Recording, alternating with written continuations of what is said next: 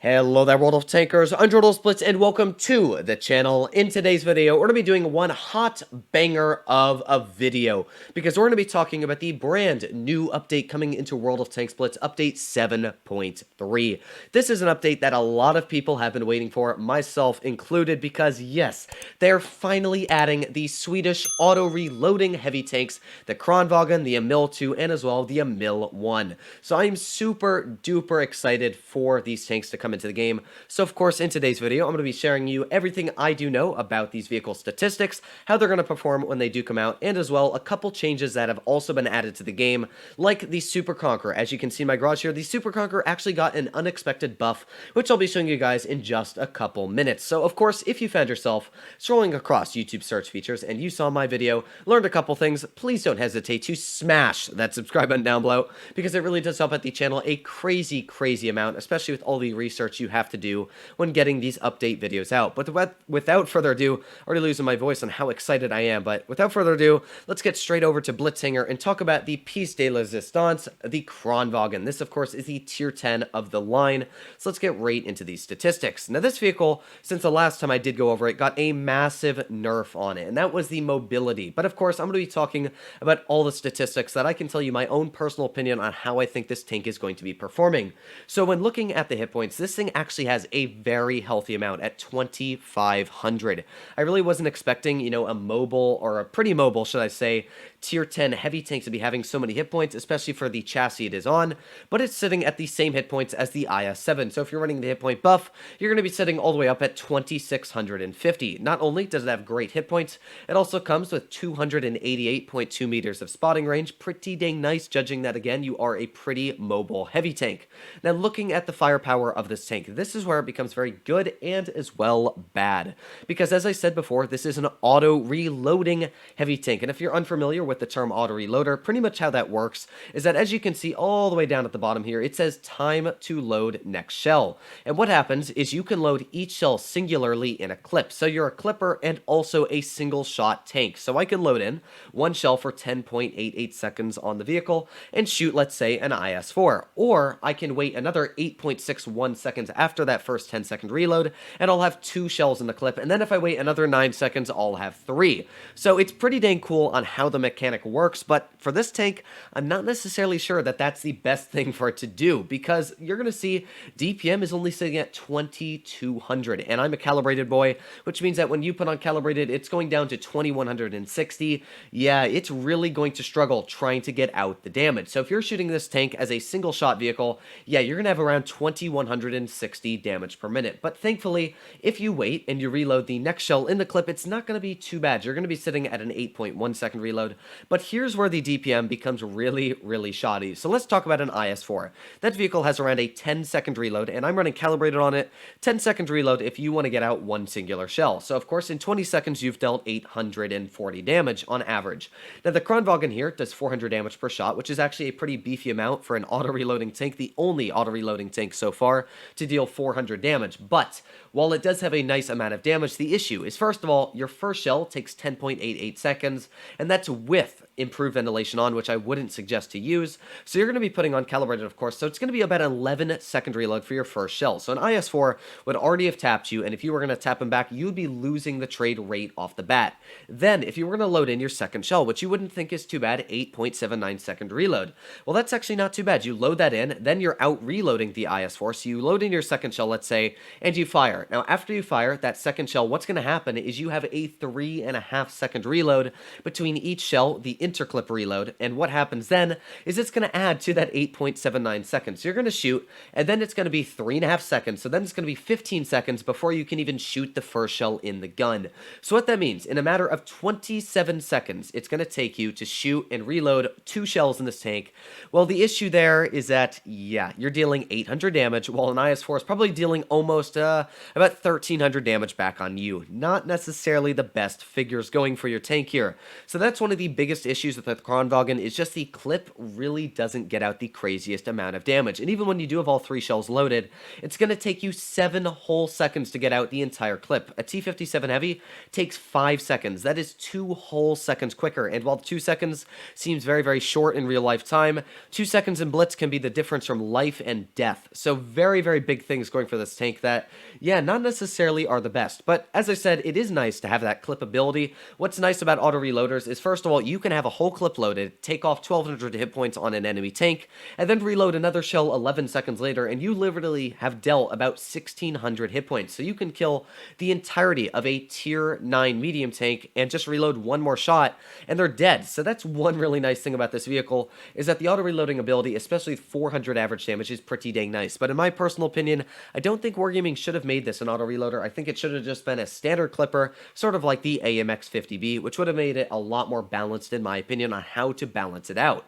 So not only is the tank kind of iffy with the gun handling isn't the best either. It's a 1.9 second aiming time, and of course that's going off of the PC statistics here, so it's going to be multiplied by 3. So it's going to be about a 6-second aiming time, but of course when you get all the things put down on your aiming and stuff, it's probably going to be about a 4-second aiming time in total, so not awful when you have your crew maxed out and everything else like that, but it's also not going to be the best, of course. You're really going to have to take a little bit of time to aim in your shots, which, again, is not going to be great, judging that you're constantly trying to maximize your DPM when reloading in an auto-reloading vehicle. Dispersion as well, not necessarily the best, but I'm not going to complain. 0.326 isn't something to complain about. You're still going to be hitting a lot of your shells easily.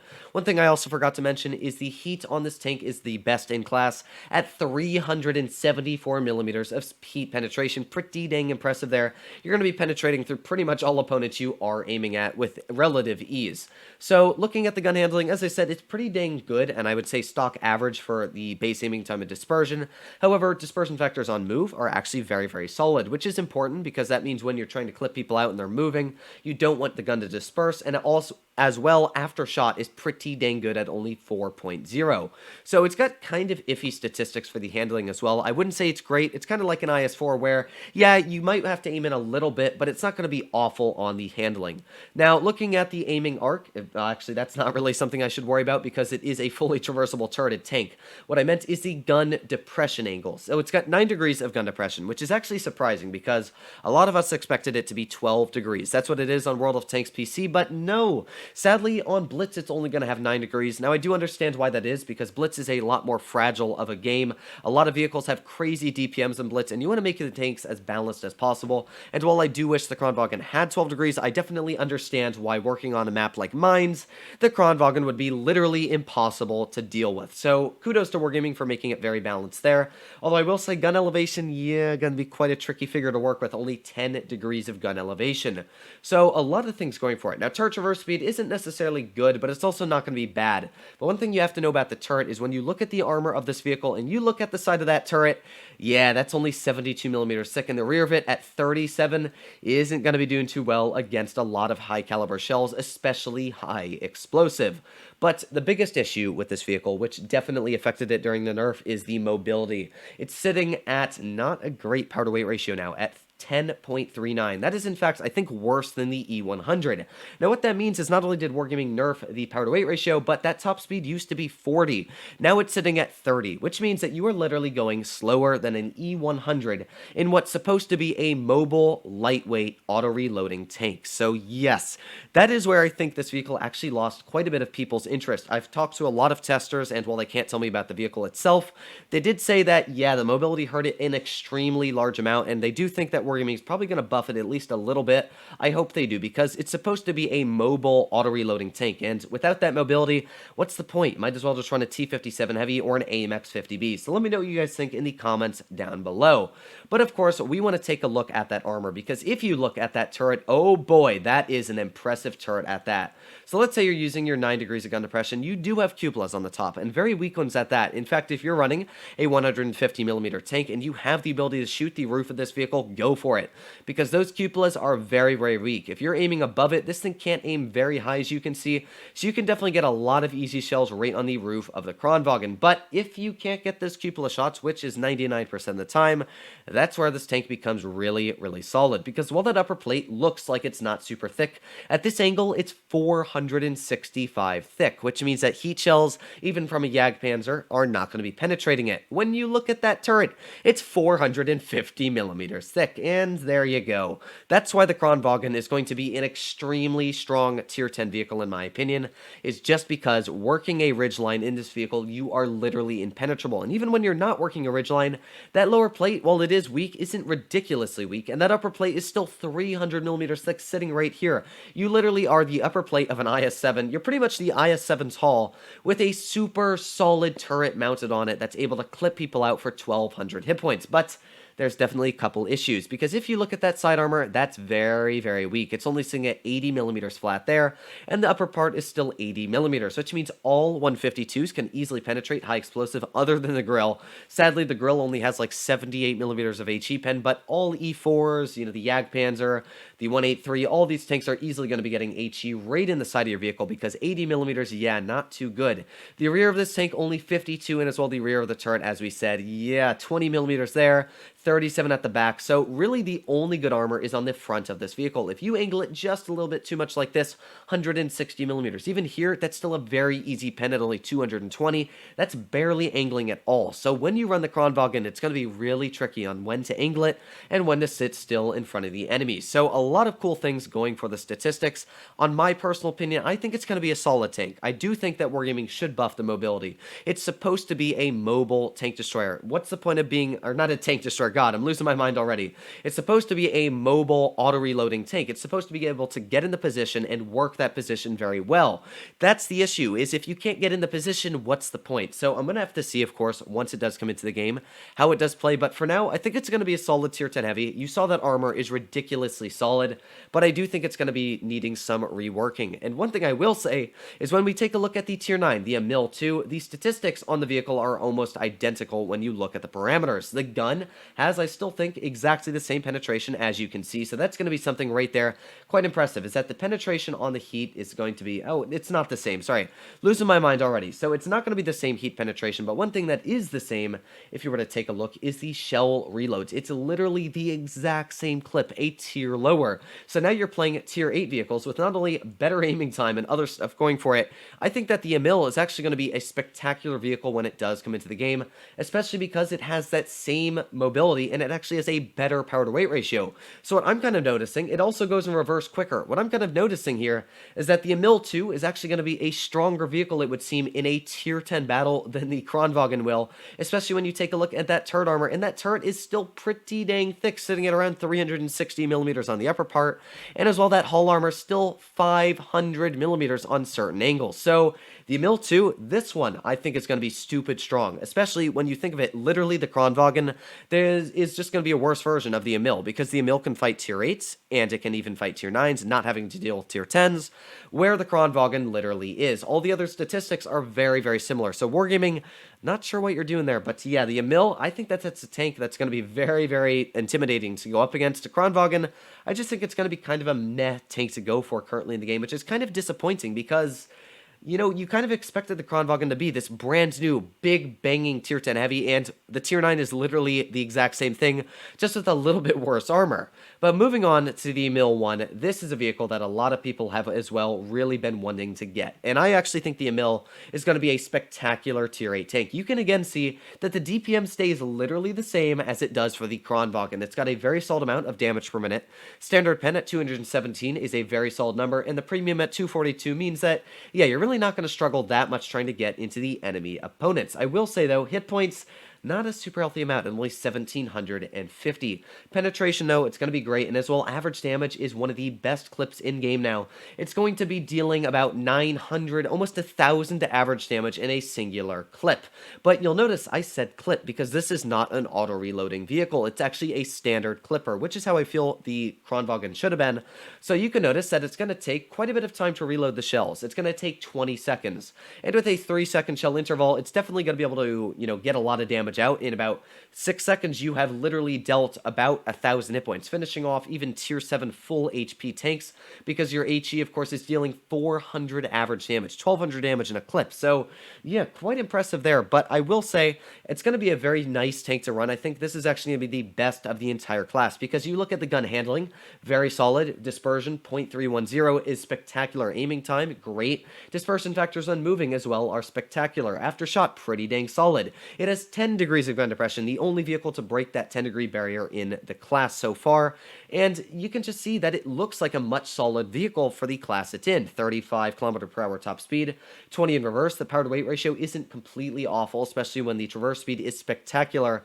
Overall, I actually think that the Emil I is going to be the best and most enjoyable tank out of all of them in the class, and then I think the Emil II, and then the Kranvagn. Kind of sad that I think it like that, but again, when you look at the turret armor on the Emil, just flat on, that's a very solid turret, 260 millimeters, and of course, when you're using gun depression, once again, that turret, super duper thick, 300 millimeters.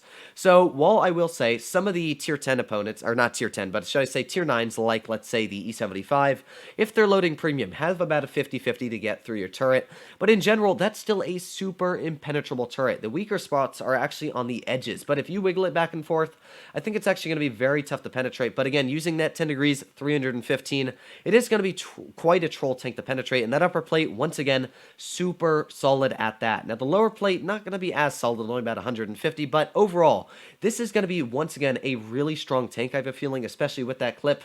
And as I said, I think the Emil I is going to be the most enjoyable out of all the tanks currently that are going to be tested and brought into the game. Let me know what you guys think in the comments down below, of course, on that. Now, I'm not going to be talking about the Leo or the Stritzwagen because I don't think they're super important, but the last thing I wanted to bring up is something that I was super surprised on, which is the tier 10 vehicles being updated. Now, looking at like the E100, you see when I drag that bar, there's literally no differences being made. Same for the Chieftain Mark 6, just a little teeny bit better armor on the turret. Same for the Object 140 and the 6D2A. But there's one vehicle I noticed that was in this list that I kind of knew what was going to be buffed, and that would be the Super Conqueror. Now, if you take a look, that turret mantlet is much thicker, should I say the gun mantlet. So, first of all, let's go back into the original 7.2. If you were to look at the Super Conqueror's turret, you would see that it's not very strong. It's only about 295 millimeters there, 226 on that spot.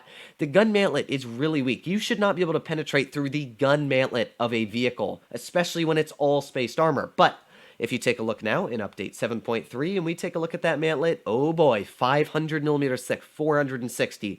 So thankfully, Wargaming has listened to at least a little bit of criticism on the Super Conqueror on the biggest issue with the tank being able to pen through the mantlet. Now that that's fixed, I think that this vehicle is going to be one of the strongest tier 10 vehicles in the game on the heavy tank meta. Let me know what you guys think in the comments down below on the brand new update. But yeah, a lot of changes are going to be done into the game. I'm not necessarily sure for the best, but we're about to find out. I think that the Kranvagn is going to be needing a lot of reworking in the game. That's one of the issues when you do bring new tanks into the game, is how do you balance them out? And that's one thing that's really quite tricky, is, you know, the Kranvagn, it's going to be an auto-reloader, and I think that they kind of messed up there because the auto-reloading aspect on a vehicle that's supposed to be a clipper is going to be quite tricky to use. But before, of course, I do end off the episode, I want to show you guys how much experience it's going to cost you to get the new line, which is quite a bit. First of all, 14.5 million credits if you wanted to get all of these tanks, and you wanted the free XP right through the lines. But if you wanted to get free experience, it would cost you 760,000. Pretty dang pricey for a tier 10 vehicle to go all the way through the line. So yeah, that's going to cost you a lot of gold. In fact, if we go back into World of Tanks Blitz and we see how much gold it's going to cost you, 760,000 is not going to be cheap. 48 million. Don't want to be converting all that. But 760,000, let's see, so that's going to be about 30,000 gold, so almost about $100 if you wanted the free XP right through the line. I'm going to be grinding, of course, the line. I want to test it out for you guys. So let me know what you guys think in the comments down below about the brand new Kranvagn. I'm a little bit iffy on the vehicle coming into the game. It's just a 50-50 on how it's going to perform. I'm really going to have to test it out because, you know, you can't judge a tank before, of course, you play it. Let me know what you guys think. Let me know what you guys think. God, I'm losing my voice here, but let me know what you guys think in the comments down below. Hopefully you enjoyed today's video. If you did, please make sure to smash that subscribe button down below. But other than that, hope you're all doing well out there. Stay happy, stay healthy, and see you in the next one.